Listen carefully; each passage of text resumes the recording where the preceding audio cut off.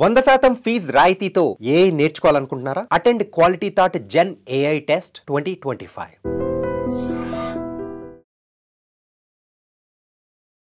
నమస్తే విజయ్ గారు. నమస్తే అండి.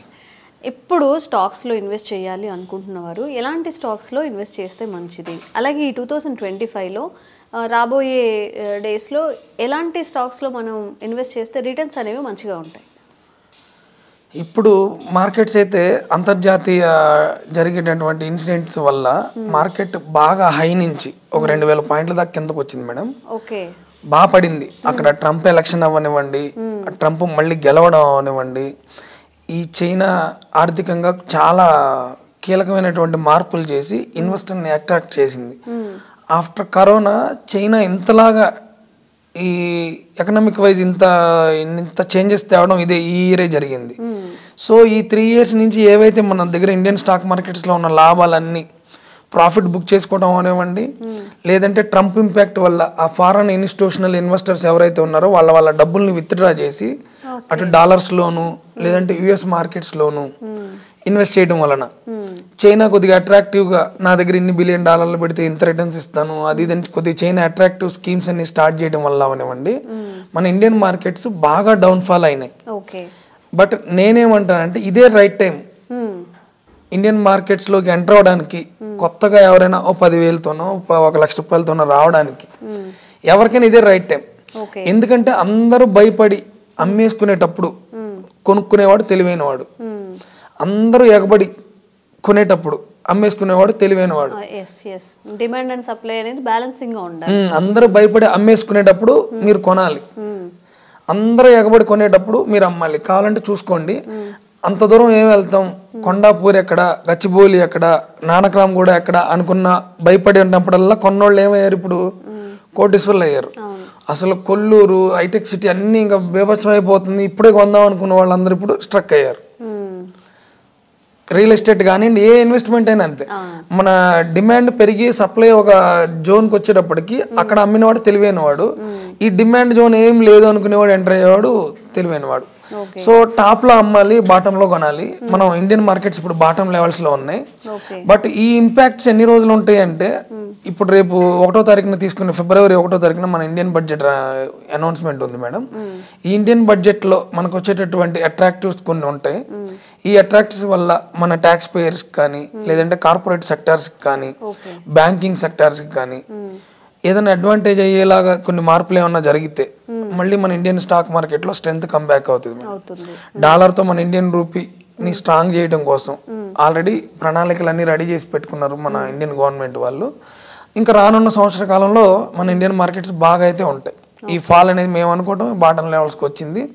అందుకని మనం ఏమంటామంటే బాటమ్ లెవెల్ ఇదే అని ఫిక్స్ అవ్వకుండా మన దగ్గర ఉన్న డబ్బుల్ని కొద్దిగా పెట్టుకుంటూ ఇప్పుడు ఈ పడ్డ ఫాల్లో కొద్దిగా ఇన్వెస్ట్మెంట్ సైడ్ అయితే మీరు ఎవరిని ఏమి అన్ని డౌట్లు ఏమి అడగక్కర్లేదు మేడం. ఇన్వెస్ట్మెంట్ వైపు అయితే మన దగ్గర ఉన్న దానిలో కొద్దిగా పెట్టుకోవాలి, మళ్ళీ మార్కెట్ పడితే ఇంకొద్దిగా యాడ్ చేయాలి, మళ్ళీ మార్కెట్ పడితే ఇంకొద్దిగా యాడ్ చేయాలి. ఈ 3 times యాడ్ చేసింది over a period of time మీరు వెయిట్ చేయగలిగితే ఆన్ అండ్ యావరేజ్ మీద మీకు మంచి రిటర్న్స్ వస్తాయి.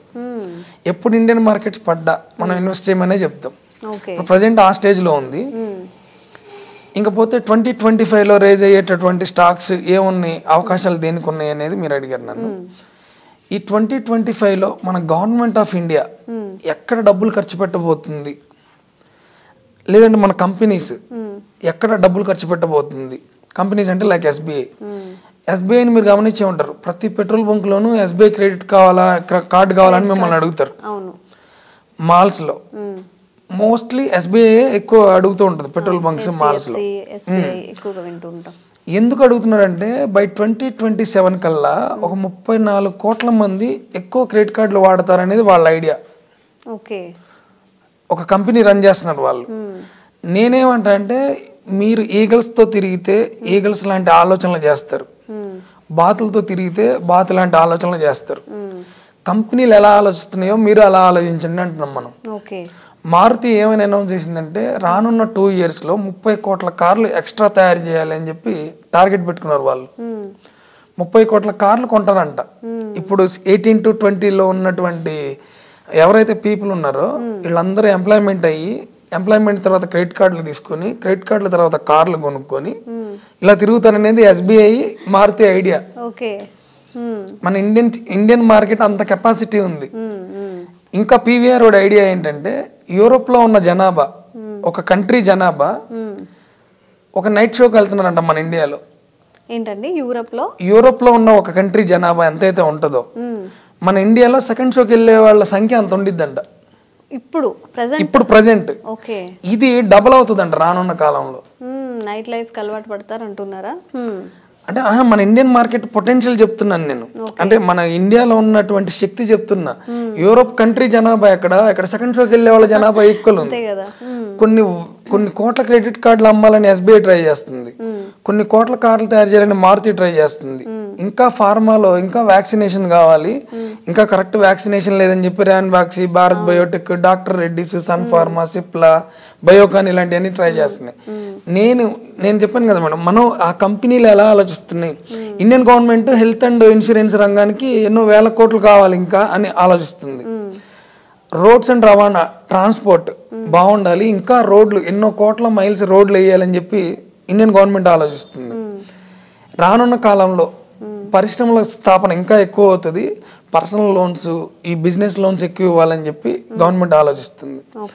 ఇండియన్ రైల్వేస్ ఇంచుమించు జపాన్ రైల్వేస్ అంత ఫాస్ట్ గా అవ్వాలి, ఇంకా బుల్లెట్ ట్రైన్స్ ఇంకా రావాలని చెప్పి. మన ఇండియాలో ఇప్పటి వరకు బుల్లెట్ ట్రైన్ లేదు మేడం. ఇప్పుడే ఒక Gujarat to Mumbai bullet train run అవుతుంది, అది ప్రిపేర్ అవుతుంది. బుల్లెట్ ట్రైన్స్ వస్తాయి అంటారు. అంటే మనకి ఏమేమి సెక్టార్లు బయటకు వచ్చినాయి? పిజ్జాలు తినేవాళ్ళు ఎన్నో కోట్లలో పెరుగుతారని చెప్పి జూబ్లియంట్ ఫుడ్ ట్రై చేస్తుంది ఇంకా అమ్మాలని. హోర్డింగ్స్ పెట్టండి, పాంప్లెట్స్ ఇవ్వండి, కాలేజెస్కి వెళ్ళండి, ఆ క్యాంపెయిన్ చేయమండి. సో మీరు జూబ్లియంట్ ఫుడ్ ఆలోచనతో ఉన్నారు, జూబ్లియంట్ ఫుడ్ లో డబ్బులు పెట్టారు.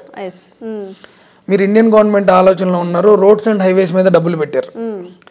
మీరు ఫార్మా సెక్టర్ లో ఈ న్యూస్ తెలిసింది మీకు, ఇంకా దగ్గు, ఈ వ్యాక్సినేషన్ ఎక్కువ పెట్టారు. సినిమాలు చూసేవాళ్ళు యూరోప్ కంట్రీ కంటే ఇంకా ఎక్కువైపోతారని చెప్పి PVR వాడి దగ్గర ఒక ఐడియా ఉంది, మీరు PVR లో ఇన్వెస్ట్మెంట్ పెట్టారు. ఇప్పుడు మీరు ఎంటర్ప్రెన్యూర్ మీరు కూడా. ఎందుకు? వాళ్ళ ఆలోచనలు మీరు కాపీ కొడుతున్నారు. ఇక్కడ మీ గురించి అయితే వాడు PVR పెట్టలేదుగా. PVR ఎవ్రీ ఇయర్ కొన్ని హాల్స్ ని ఆక్యుపై చేసి, ఏషియన్ మల్టీప్లెక్స్ కానీ PVR కానీ కొన్ని హాల్స్ ని హైర్ చేసేసుకుని వాటిని మల్టీప్లెక్స్ గా మార్చేస్తున్నారు. ఎవరు వస్తారని? జంతువులు అయితే రావు, మనుషులే రావాలి. టికెట్ ఏమన్నా 30 రూపాయలు 40 రూపాయల కాదు, 300 రూపీస్. సో వాళ్ళ బిజినెస్ లోకి వెళ్ళండి, ఇదే ఆలోచన ఫాలో అవ్వాలి ఎవరు, ఏ ఇన్వెస్టర్ అయినా సరే. మీకు ఏం రాకెట్ సైన్స్ ఏం కాదు, సింపుల్ సెన్స్. ఆ బిజినెస్ ఎక్కడెక్కడ డెవలప్ అవుతున్నాయి, లేదా మీరు డబ్బులు ఎక్కడ ఖర్చు పెడుతున్నారు, మనం ఎక్కడెక్కడ ఖర్చు పెడతామో. ఫుడ్ కి పెడతాము, మూవీస్ కి పెడతాము, కూల్ డ్రింక్స్ కి పెడతాము. ఉమెన్ ఫ్యాషన్ మీద లైకా అనే ఒక కంపెనీ ఉంది. ఒక అమ్మాయి జస్ట్ 3 lakhs తో స్టార్ట్ చేసి 300 crore బిజినెస్ చేస్తున్నారు. అది ఓన్లీ హ్యాపెన్స్ ఇన్ ఇండియా. చాయ్ అమ్ముకునేవాడు MBA చాయ్ అని, టీ టైమ్ అని, మిస్టర్ టీ అని, టీ అమ్ముతూ MP కూడా అయిపోయాడు అతను. సో మన ఇండియన్ బిజినెస్ పొటెన్షియల్ చెప్తున్నాను నేను. ఎనీ సెక్టర్ మీరు గనక జాగ్రత్తగా అబ్జర్వేషన్ చేసి, లేదా మాలాంటి ఎవరో ఒకళ్ళ సలహాలు తీసుకొని గనక స్టే హైడ్రేట్ లాగా స్టే ఇన్వెస్టెడ్ అండ్ ఇన్ష్యూర్డ్, ఈ రెండు గనక చేసుకోగలిగితే అద్భుతమైన రిటర్న్స్ 2025లో కొన్ని కంపెనీస్ ఉన్నాయి. LIC ఇన్సూరెన్స్ రంగానికి రేపు 1st తారీఖున మీరు వింటారు, ఇన్సూరెన్స్ రంగానికి డబ్బులు ఇస్తుంది. Roads and companies, Cipla, IRCTC, Biocon, KPIT technology, ఇప్పుడున్న batteries technology, KPIT, Kalyan jewellers అని. ఇప్పుడు కళ్యాణ్ జ్యువెలరీస్ ఈ మధ్యనే లిస్టింగ్ అయింది దేనిలోకి, ఫ్యూచర్ అండ్ ఆప్షన్స్ లోకి.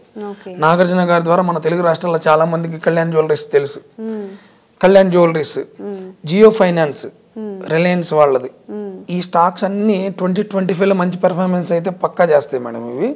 బట్ ఏంటంటే ఈ రోజు కొని ఈ రోజే పెరగాలి అనే మోటోతో రాకుండా, మీరు ఇన్వెస్టరా డే ట్రేడరా అనేది మీరు ఎంటర్ అయ్యే ముందే మీకు ఒక అవగాహన ఉండాలి.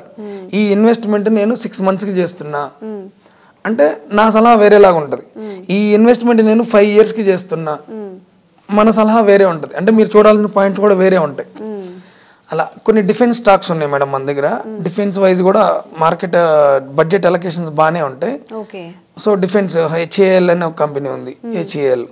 సో ఇలా ప్రభుత్వం ఎక్కడైతే డబ్బులు ఖర్చు పెడుతుందో లేదా మీరు ఎక్కడైతే డబ్బులు ఖర్చు పెడుతున్నారో కంపెనీల ఐడియాలజీ ఎలా ఉంది, ఆ కంపెనీలో ఉన్న ప్రమోటర్స్ బిహేవియర్ ఎలా ఉంది, వాళ్ళ రిటర్న్స్ ఎలా ఉన్నాయి, ఇవన్నీ చెక్ చేసి మేమే సింప్లిఫై చేసి కొన్ని స్టాక్స్ని రికమెండ్ చేస్తాం. అవుట్ ఆఫ్ 10 3 ఫెయిల్ అయినాయి, 7లో డబ్బులు వస్తాయి. 100% ఎవరు మార్కెట్లో చెప్పే వాళ్ళు ఎవరు లేరు. ఏ కంపెనీ అయినా 100% ఇది పెరిగిద్దని చెప్పే వాళ్ళు లేరు.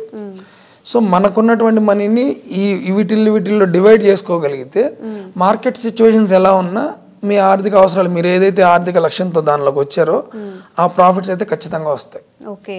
ఇలా మనం తెలివిగా ఇన్వెస్ట్ చేసుకోవాలి, ఎందులో గ్రోత్ ఉంటుందో అందులో. అంతే చెప్పాను కదా, మనం PVR popcorn 300 rupees 400 rupees, cheese ఒకలాగా, సాల్ట్ ఒకలాగా. డబ్బులు ఇచ్చే ముందు వాటితోనే షేర్లు కొనుక్కుంటాం, వాళ్ళ లాభంలో నుంచే సినిమాకి వెళ్తాం. పెట్రోల్ కొట్టించుకునే ముందు బీపీసీఎల్లో పెట్టుకుంటాం, 1 ఇయర్ అంతా పెట్రోల్ ఎలాగైనా కొట్టిస్తాం, వాళ్ళ ప్రొడక్ట్లోనే ఇన్వెస్ట్ చేస్తాం, వాళ్ళ ప్రొడక్ట్నే వాడతాం.